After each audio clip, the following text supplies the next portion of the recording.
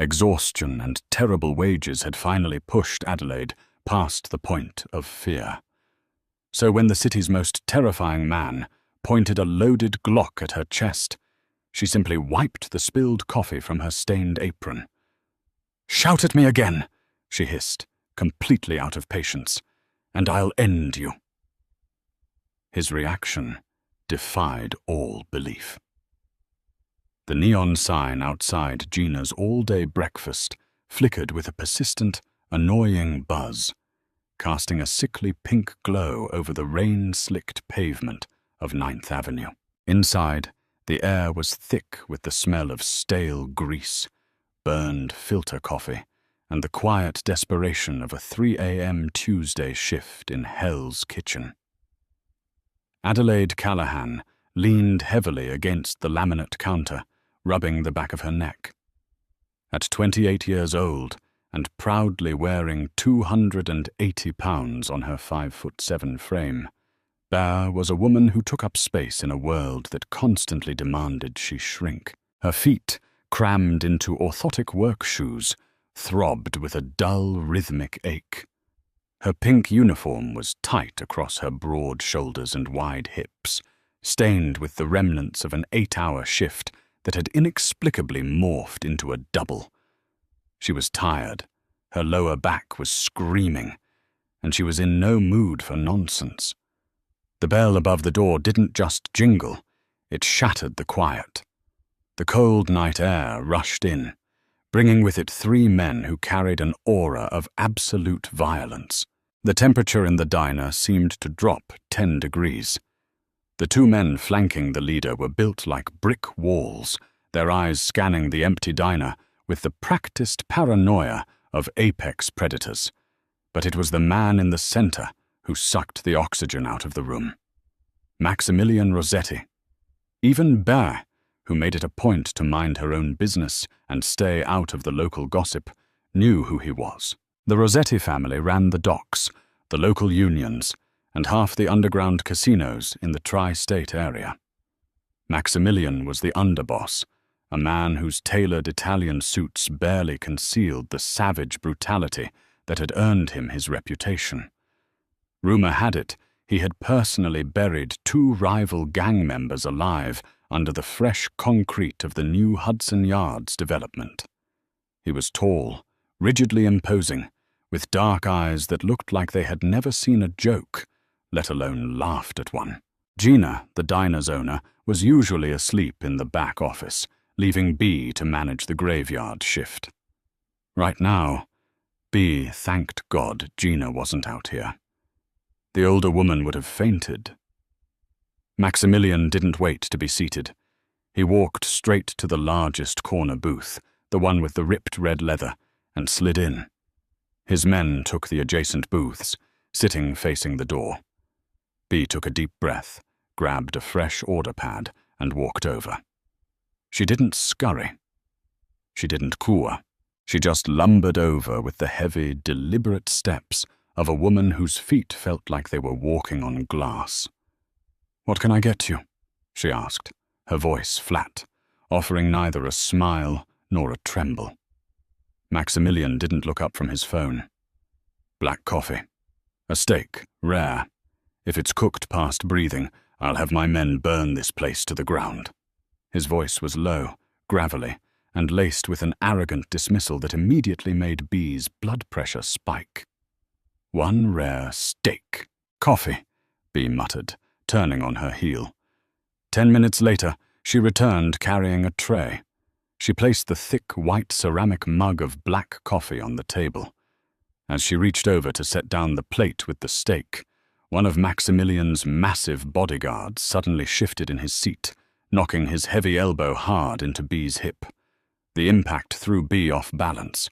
Her heavy frame twisted awkwardly, and the tray dipped. The mug of scalding hot coffee tipped over, spilling a dark, steaming puddle across the table, splashing directly onto the sleeve of Maximilian Rossetti's $3,000 suit. Silence fell over the diner. It was absolute, suffocating silence. Maximilian slowly lowered his phone.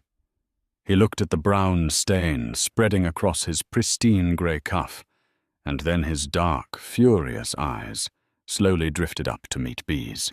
"You stupid, clumsy cow!" Maximilian roared, his voice echoing off the cheap tin ceiling. He slammed his fist onto the table, rattling the silverware. "Do you have any idea how much this suit costs? It costs more than you make in 5 years, slinging hash in this dumpster." B stood there, the empty tray hanging from her hand. The bodyguard who had bumped her was already reaching inside his jacket, a cruel smirk on his face. Maximilian stood up, towering over her. He jabbed a finger hard into her collarbone. "Look at you. You're pathetic. Get down on your knees and clean this up right now, or I swear to God I will have you cut into so many pieces they won't be able to fit you in a standard casket." The adrenaline hit B's system like a freight train. It wasn't fear that coursed through her veins. It was a lifetime of rage. A lifetime of being mocked for her size, overlooked, underpaid, and treated like dirt by men who thought the world belonged to them. Her aching back, her throbbing feet, the rent she couldn't pay, the sheer disrespect, it all coalesced into a blinding white heat. B didn't back down. She stepped forward. She was a big woman, and she used every ounce of her imposing mass to close the distance between them until she was inches from the Mafia boss's face. "Listen to me, you arrogant prick!" Bay hissed, her voice vibrating with a terrifying, unhinged calm. The bodyguard pulled his gun, aiming it directly at B's head.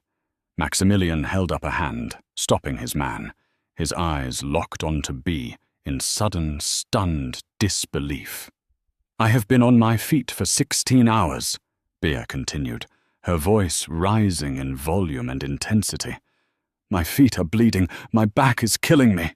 I just served you a $20 steak that you're treating like a Michelin star meal.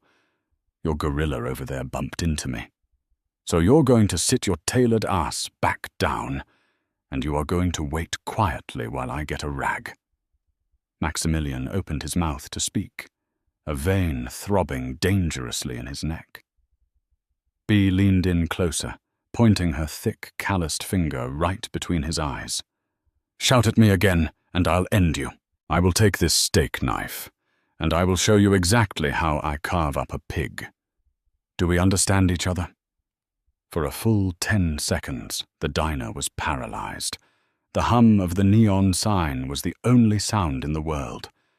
Maximilian Rossetti, the monster of Hell's Kitchen, was staring into the furious, bloodshot eyes of a 280-pound waitress, holding a plastic serving tray like a shield. Then something bizarre happened. The tight, furious muscles around Maximilian's mouth twitched. A low, dark sound rumbled in his chest. It took Bear a second to realize what it was. He was laughing. It wasn't a warm laugh. It was a dark, dangerous chuckle that made the hair on B's arms stand up. Maximilian slowly sat back down in the booth. He looked at her, really looked at her, his gaze sweeping over her flushed face, her stained apron, her defiant posture. "Bring the rag," he said softly. The rage was gone, replaced by a predatory fascination. And another coffee. B glared at him for a second longer, refusing to be the first to look away, before turning and marching back to the kitchen. Her hands were shaking so violently she could barely pour the fresh coffee. "I am a dead woman," she thought. "He's going to wait until I get off shift, and he's going to kill me." But when she returned to the table with the rag and the coffee, Maximilian didn't say a word. He ate his steak in silence. When he finally stood up to leave, he walked past her, pausing just long enough to lean down near her ear. He smelled of expensive cologne, rain, and gunpowder. "You've got a lot of nerve, Adelaide," he whispered, reading her name tag. "I like nerve." He walked out the door, his men following like shadows. When Bea turned back to the table to clear it, she froze. Sitting in the center of the table, perfectly folded, was a stack of crisp $100 bills, 10 of them, $1,000, and beneath them, written on a napkin in elegant, sweeping ink, was a single sentence: "See you soon." For 3 agonizing days, Adelaide waited for the other shoe to drop. Every time a dark car drove slowly past her cramped third-floor walk-up in Queens, her heart leaped into her throat. Every time the diner bell chimed during her shift, she braced herself for a bullet. But nothing happened. Gina, who Bea eventually confessed the incident to, had practically wept in terror, begging Bea to flee the state. But Bea had a mother in an assisted living facility in Brooklyn to pay for. She couldn't run, and a stubborn, prideful part of her refused to let a mobster chase her out of her own life. By Thursday evening, the torrential New York rain had returned. Bea finished her shift, wrapped her oversized waterproof coat around her bulky frame, and stepped out onto the slick sidewalk to walk to the subway. She didn't make it to the corner. A sleek, black Cadillac Escalade glided silently to the curb, cutting off her path. The back door popped open. Out stepped Carlo, the bodyguard who had bumped her table 3 nights ago. He didn't draw a weapon, but his posture made it clear that running wasn't an option. "Get in, Adelaide," Carlo said gruffly. "I'm taking the G train," Bea shot back, clutching her purse tight to her chest. "Move." From the dark interior of the SUV, Maximilian's voice drifted out, smooth and lethal. "Get in the car, Bea, or I'll have Carlo throw you in the trunk. It's raining, and my patience is thin." Bea weighed her options. Scream and get shot on the sidewalk, or get in the car and see what this psychopath wanted. Scowling, she pushed past Carlo and hoisted her heavy frame into the luxurious leather interior of the Escalade. The door slammed shut, sealing her in a silent, temperature-controlled bubble that smelled of rich leather and Maximilian's intoxicating cologne. He was sitting in the corner, nursing a crystal tumbler of amber liquid from a small wet bar. He looked even more dangerous up close, the dim streetlights occasionally illuminating the sharp, ruthless angles of his jaw. "Drink?" he offered, swirling his glass.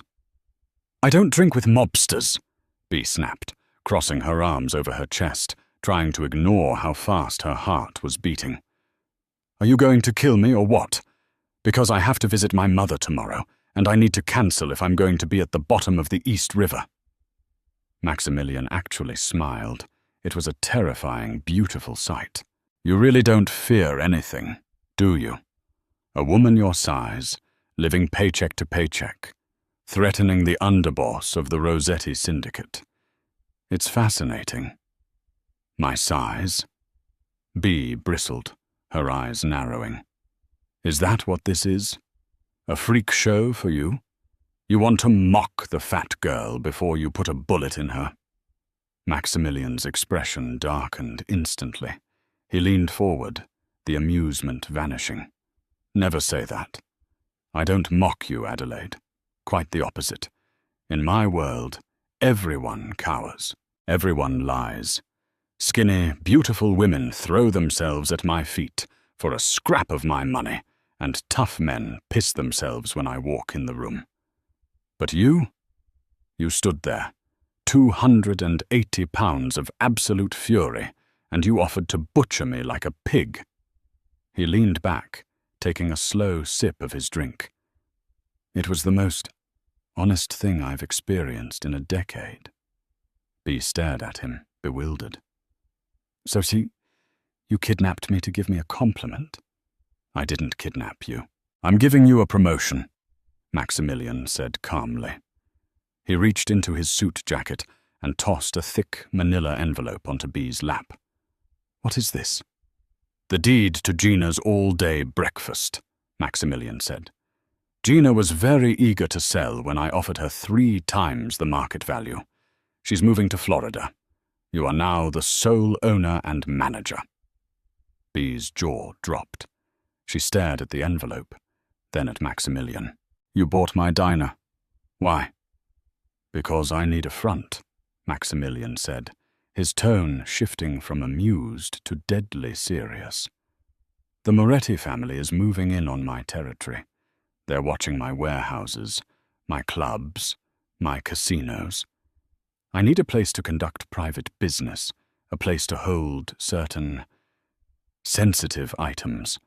A rundown diner run by a heavy, invisible waitress is the last place anyone will look. You're a ghost to them, Adelaide. Society ignores women like you. That makes you incredibly valuable to me."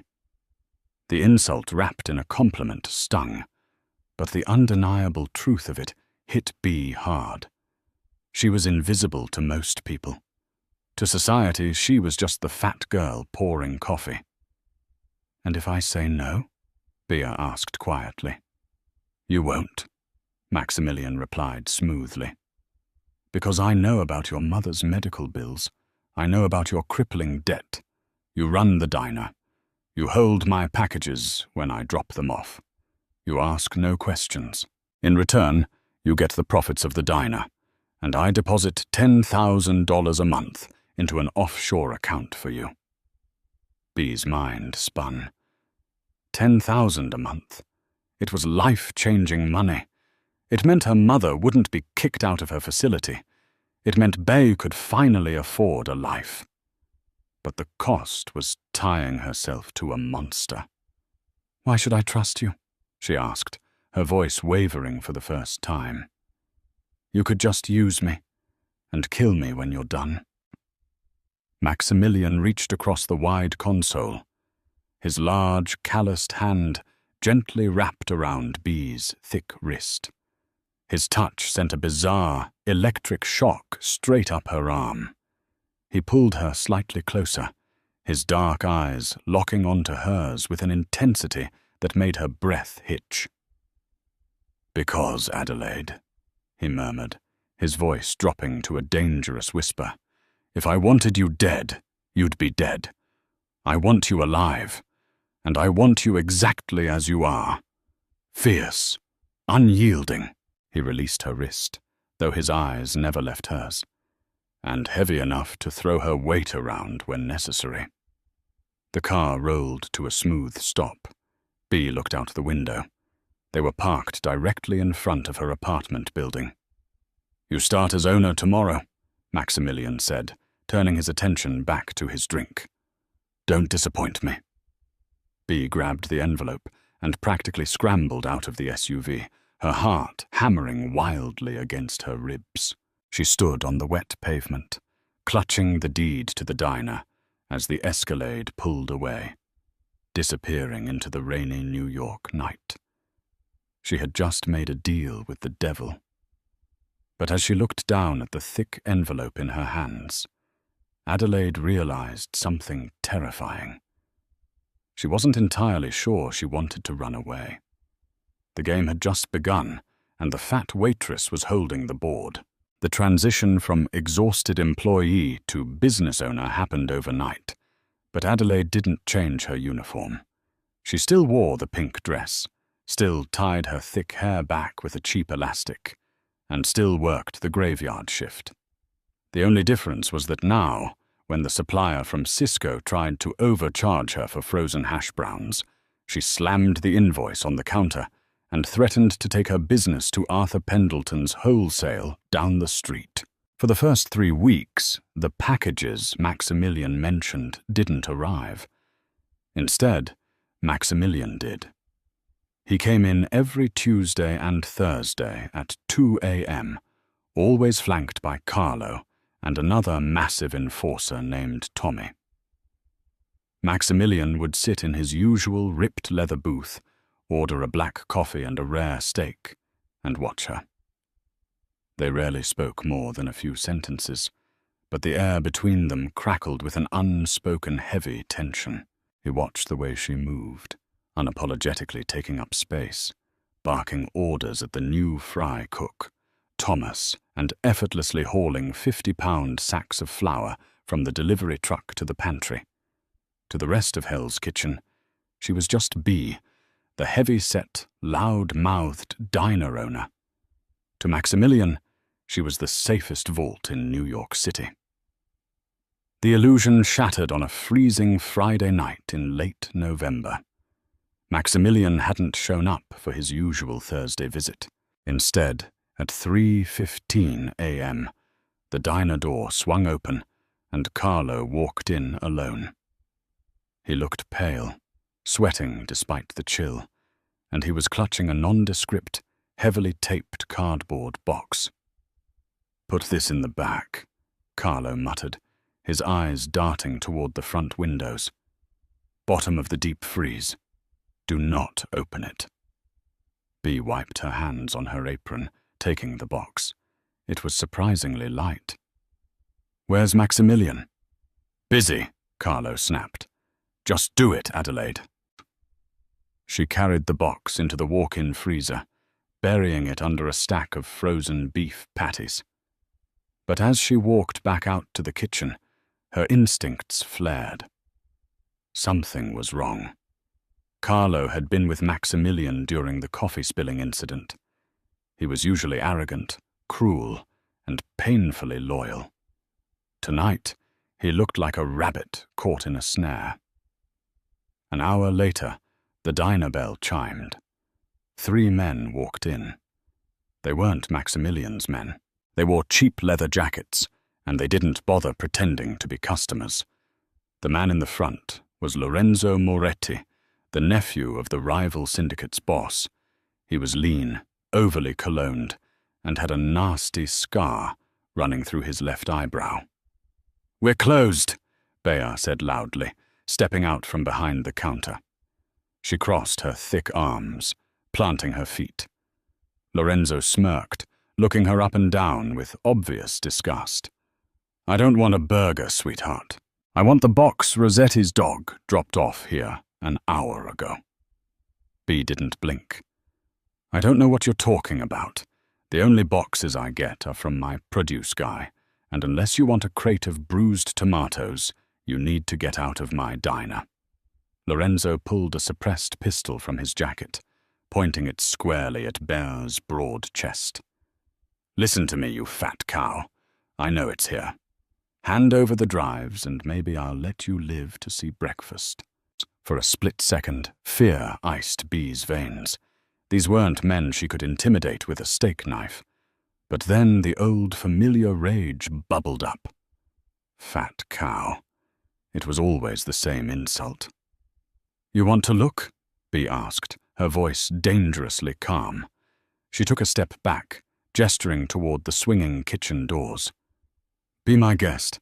It's in the back." Lorenzo nodded to his 2 men. "Watch the door." He kept his gun leveled at Bea and followed her into the narrow, greasy kitchen. "Where?" he barked. Bea walked toward the deep fryers. The oil had been bubbling at 350 degrees for the last 6 hours. "In the pantry," she pointed past the fryers, positioning herself perfectly between Lorenzo and the exit. As Lorenzo stepped past her, his eyes focused on the pantry door, Bea didn't hesitate. She didn't have a gun, but she had 280 pounds of solid mass and a lifetime of pent-up aggression. She threw her entire body weight into Lorenzo's side. The impact was like a freight train hitting a bicycle. Lorenzo gasped as his ribs cracked under her weight. He flew sideways, his gun clattering across the slick tile floor. Before he could recover, Bea grabbed the heavy metal handle of the fry basket, pulled it from the boiling oil, and swung it. A shower of scalding, 350-degree grease sprayed across Lorenzo's face and chest.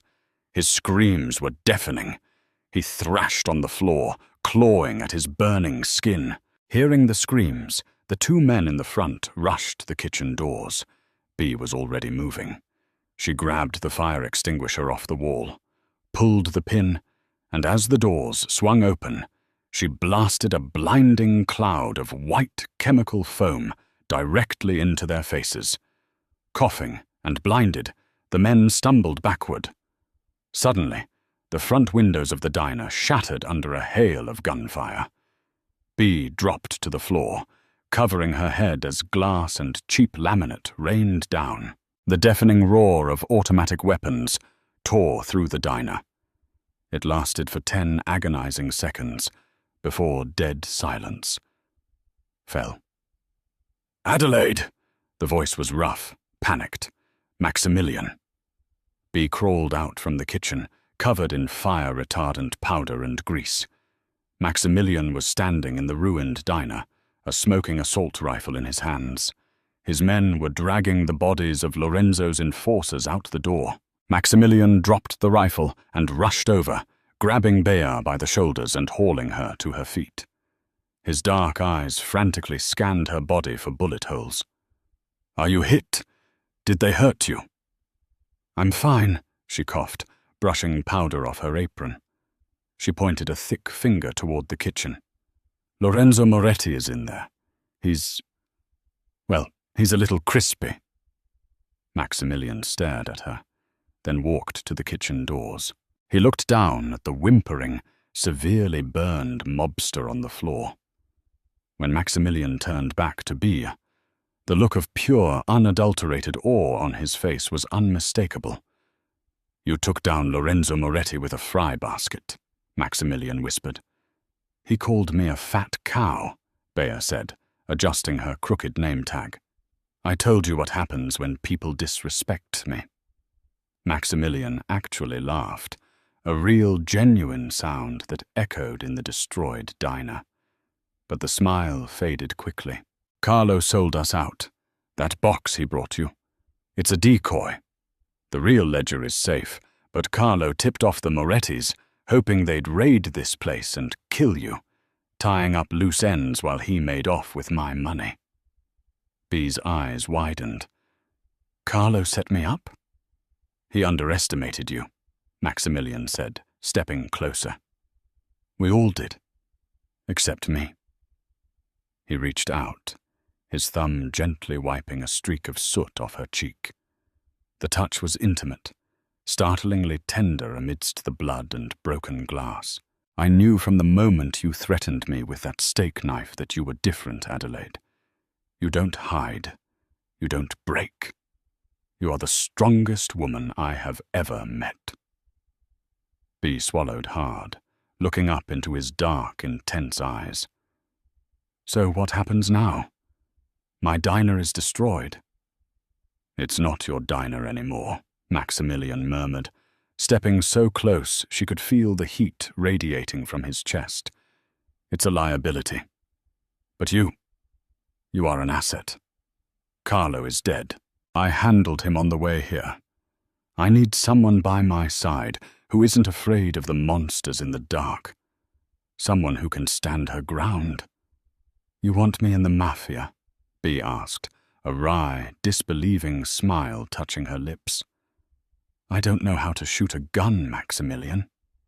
"You won't need to," he said, his voice dropping to a husky whisper as his hands slid down to grip her wide waist, pulling her flush against him. "You just need to keep being exactly who you are. My queen." He kissed her. It wasn't a gentle, polite kiss.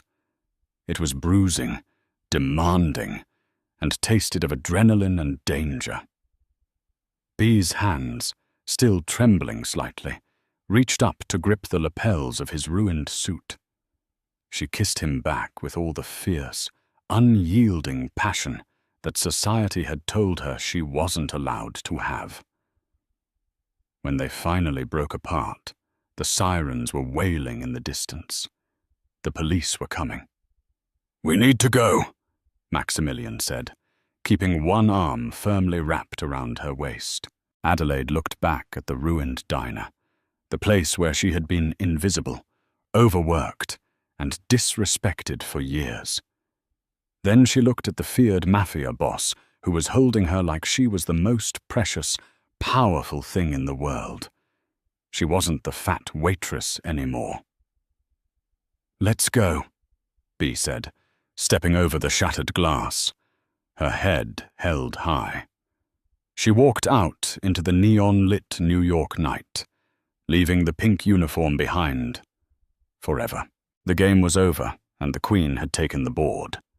If you were shocked by Adelaide's ultimate stand, and how she completely flipped the script on the city's most dangerous Mafia boss, you are not alone. Her transition from an overworked waitress to an unyielding Mafia queen proves that true power comes from owning exactly who you are. Did you love this explosive twist? Hit that like button, share this incredible story with your friends, and subscribe to our channel for more thrilling, real-life drama stories. Drop a comment below. What would you have done?